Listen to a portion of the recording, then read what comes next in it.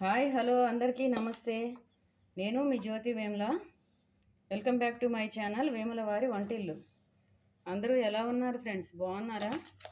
నేనైతే చాలా బాగున్నానండి. మీరు కూడా చాలా చాలా బాగుండాలని భగవంతుని మనస్ఫూర్తిగా అయితే కోరుకుంటున్నాను ఫ్రెండ్స్. ఇంకా ఈరోజు మన వీడియో వచ్చేసి మనకి ఇక శ్రావణ శుక్రవారం పూజలు స్టార్ట్ అయ్యాయి కదండి. మొదటి శుక్రవారం రోజు అమ్మవారికి ఎంతో ప్రీతికరమైన ప్రసాదాల్లో ఈ చింతపండు పులిహోర కూడా ఒకటండి.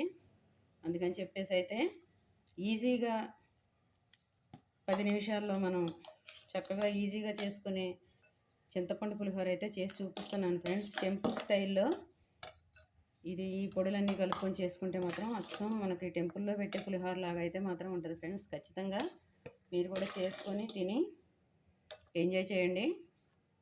ఇప్పుడు నేను ఈ పులిహోర అయితే ఎలా చేశాను అనేది అయితే మాత్రం మనం లేట్ చేయకుండా వీడియోలోకి అయితే వెళ్ళిపోదాం. వీడియోలోకి వెళ్ళే ముందు అయితే మాత్రం చిన్న మాట ఫ్రెండ్స్, మీలో ఎవరైనా ఈరోజే ఫస్ట్ టైం నా వీడియో చూస్తున్నట్టయితే నా ఛానల్ని అయితే సబ్స్క్రైబ్ చేసుకోండి. పక్కనే ఉన్న బెల్ ఐకాన్ అయితే ప్రెస్ చేయండి. వెంటనే ఆల్ అనే ఆప్షన్ వస్తుంది, దాన్ని క్లిక్ చేస్తే నేను పెట్టే వీడియో అనేది మీకు వెంటనే నోటిఫికేషన్ రూపంలో వస్తుంది ఫ్రెండ్స్. ప్లీజ్ కొత్తగా పెట్టిన నా ఛానల్ని మాత్రం ఎంకరేజ్ చేయండి దయచేసి. కొత్తగా చూసేవాళ్ళు నా ఛానల్ మాత్రం సబ్స్క్రైబ్ చేసుకోండి ఫ్రెండ్స్, ఓకేనా? ఇంకా లేట్ చేయకుండా ఇప్పుడు నేను ఈ చింతపండు పులిహోర ఎలా చేశాను అనేది అయితే మాత్రం చూపిస్తాను. వీడియో స్టార్ట్ చేసేద్దాం. ఇప్పుడు మనం ముందుగా ఈ పులిహోర చేయడానికి అయితే మాత్రం నేను 1.5 డబ్బా బియ్యం అయితే కడిగి పెట్టేసి రైస్ అయితే వండుతున్నానండి. ఈ రైస్ ఫస్ట్ గ్యాస్ మీద పెట్టేసుకొని మనకు అన్నం ఉడికేసరికి దీనికి కావాల్సిన మిగతా ఇంగ్రీడియంట్స్ అవన్నీ రెడీ చేసి పెట్టుకుందాం. ఫస్ట్ అయితే నేను రైస్ అయితే పెట్టేస్తున్నా. మనకు ఓ పక్క రైస్ అయితే ఉడుకుతుంది కదండి, ఈలోగా మిగతా ఇంగ్రీడియంట్స్ అయితే చూద్దాం. దీనికి కావాల్సిన మిగతా పదార్థాలు ఆయిల్ నేను 1/2 కేజీ రైస్తోనే చేస్తున్నా కాబట్టి దానికి సరిపడ క్వాంటిటీగా తీసుకుంటున్నానండి. ఒక 6 పచ్చిమిర్చి, ఒక 6 ఎండుమిర్చి, కొంచెం కరివేపాకు కొంచెం ఎక్కువ ఉంటే బాగుంటుంది కాబట్టి నేనైతే కొద్దిగా ఎక్కువ క్వాంటిటీ తీసుకున్నాను. ఇవి వచ్చేసి మెంతిపిండి, ఇది మెంతిపిండి, ఇంగువ, పసుపు, జీలకర్ర పొడి, ఇది బెల్లం అండి. కొంచెం ఇప్పుడు మనం టెంపుల్ స్టైల్ చేస్తున్నాం కాబట్టి కొంచెం చాలా లిటిల్ బిట్ బెల్లం వేసుకుంటే మాత్రం కరెక్ట్గా అదే టేస్ట్ అయితే మనకు వస్తుంది. చింతపండు గుజ్జు, పల్లీలు, సాల్టు, పోపు దినుసులు. ఇంతవరకు ఫ్రెండ్స్ మనకు కావాల్సిన ఇంగ్రీడియంట్స్. ఇప్పుడు మనకు రైస్ అయితే అయిపోయిందండి. ఫస్ట్ రైస్ తీసి ఒక గిన్నెలోకి అయితే చల్లారి పెట్టుకుందాం. ఓకే అండి, ఇప్పుడు మనం ఫస్ట్ రైస్ అయితే చల్లారి పెట్టుకుందాం. రైస్ మాత్రం కంపల్సరిగా పలుకుగానే వండుకోవాలి ఫ్రెండ్స్, అస్సలు పలుకు అయితే చెదరకూడదు. మెయిన్ ఈ చింతపండు పులిహోరకి మనకు ఎంత పలుకుంటే అంత బాగా వస్తుందండి రైస్ మాత్రం.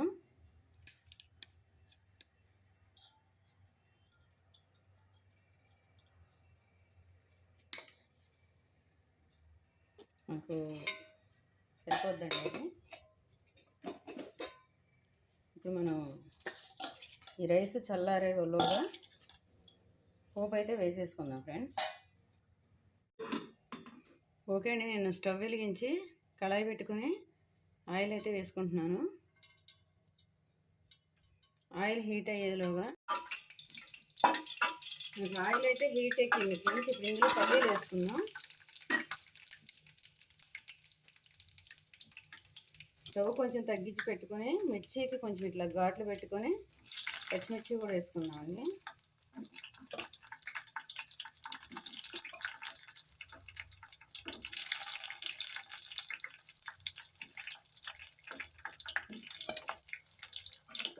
పచ్చిమిర్చి తర్వాత పోపు దినుసులు,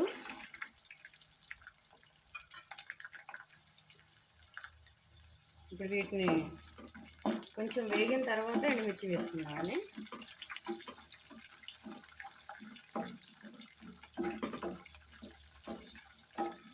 వేసుకుంటున్నాను.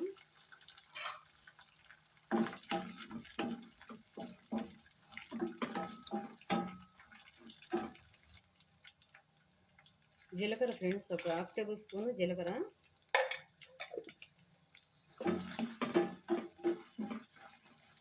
ఇప్పుడు మనకు ఆల్మోస్ట్ పల్లీలు, ఎండుమిర్చి, పచ్చిమిర్చి కూడా వేగిపోయినట్టేనండి. ఇప్పుడు దీనిలో సాల్ట్ వేసుకుందాము రుచికి సరిపడా. అంటే నేను ప్రస్తుతం అయితే కొద్దిగా వేస్తాను, మనం మళ్ళీ తర్వాత సరిపోకపోతే కలుపుకోవచ్చు. ఇప్పుడు ఈ పొడులన్నీ వేసేసుకుందాం. దీంతో పాటే ఈ కొంచెం బెల్లం కూడా. ఇవన్నీ కంప్లీట్గా వేగిపోయిన తర్వాత ఇందులో చింతపండు గుజ్జు వేసుకున్నామండి.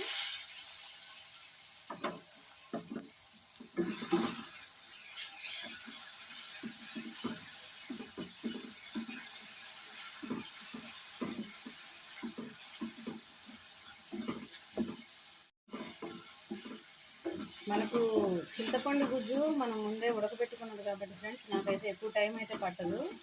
ఎక్కువసేపు ఉంచితే అడుగంటిపోద్ది. కాబట్టి ఇంకా నేను ఈ స్టేజ్లో కరివేపాకు అయితే వేసుకుంటున్నానండి. ఇంకా మనం వేయాల్సిన ఇంగ్రీడియంట్స్ అయితే అయిపోయాయి. స్టవ్ బంద్ చేసుకుని ఈ పోపుని రైస్లో కలిపేసుకోవడమే. ఓకే ఫ్రెండ్స్, ఇప్పుడు మనం తయారు చేసుకున్న పోపు ఏదైతే ఉందో దాన్ని మొత్తం రైస్లో అయితే వేసేసుకుందామండి.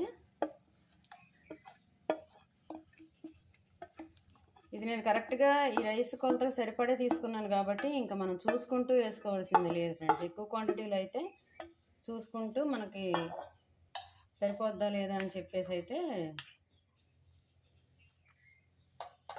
చూసుకోవాలి. ఇప్పుడు ఈ రైస్ మొత్తం, అది ఈ పోపు మొత్తం రైస్కి పట్టేలాగా కంప్లీట్గా కలుపుకోవాలండి.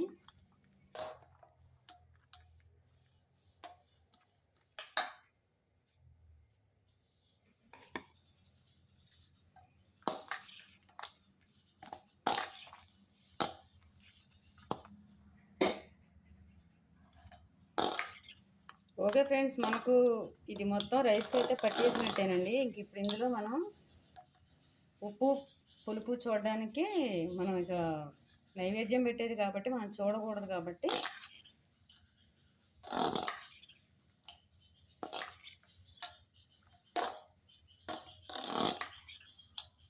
నేను ఫస్ట్ అయితే కొంచెం దేవుడికి తీసిన తర్వాత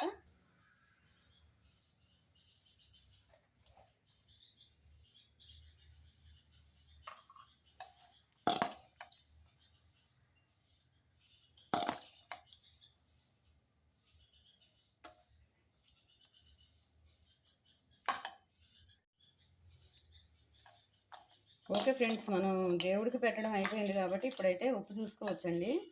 ఇంకా ఇందులో ఫినిషింగ్ టచ్, ఇప్పుడు మనం ఇందాక జీలకర్ర పొడి తాలింపులో వేసాం కదా, ఈ కొద్దిగా మళ్ళీ రైస్లో కలుపుకోవాలి. ఈ జీలకర్ర పొడి ఇలా కలుపుకుంటే మాత్రం ఎక్స్ట్రా ఫ్లేవరు, ఎక్స్ట్రా టేస్ట్ మాత్రం సూపర్గా అయితే ఉంటుంది ఫ్రెండ్స్. అచ్చం ఈ పులిహోర మనకి టెంపుల్ స్టైల్లో గుళ్ళో ప్రసాదంగా పెట్టే పులిహోర లాగానే ఉంటుందండి. నిజంగా అంత బాగుంటుంది. ఇంక ఇప్పుడు దీన్ని డిష్ అవుట్ అయితే చేసేసుకుందాం. నేను దీనిలో కొద్దిగా కొత్తిమీర అయితే వేసుకుంటున్నాను ఫ్రెండ్స్, కలర్ఫుల్గా ఉంటుందని చెప్పేసి. మీ దగ్గర ఉంటే కలుపుకోండి, లేదంటే స్కిప్ చేసేయండి.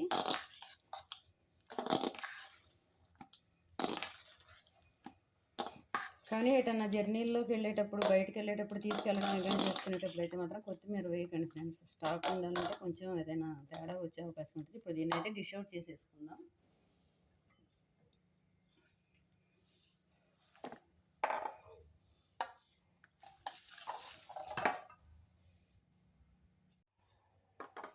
ఓకే ఫ్రెండ్స్, ఫైనల్గా మనకు టెంపుల్ స్టైల్ చింతపండు పులిహోర అయితే రెడీ అయిపోయిందండి. చూశారు కదా నేను ఎలా చేశానో. ఈ రకంగా ఈ చక్కగా ఈ పొడులన్నీ కలుపుకొని చేసుకుంటే కమ్మటి వాసనతో తినే కొద్దీ తినాలనిపించే చక్కటి చింతపండు పులిహోర అయితే రెడీ అయిపోద్ది ఫ్రెండ్స్. ఈజీగా చేసుకోవచ్చండి.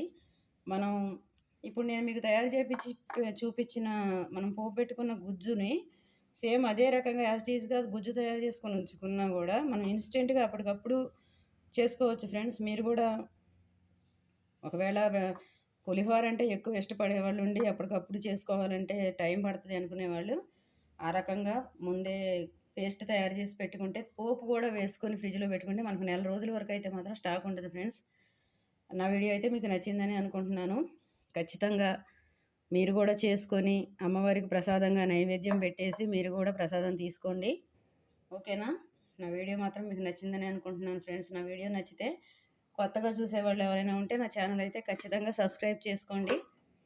మరో మంచి వీడియోతోటి మళ్ళీ మీ ముందుకు వస్తాను. మీ జ్యోతి వేముల.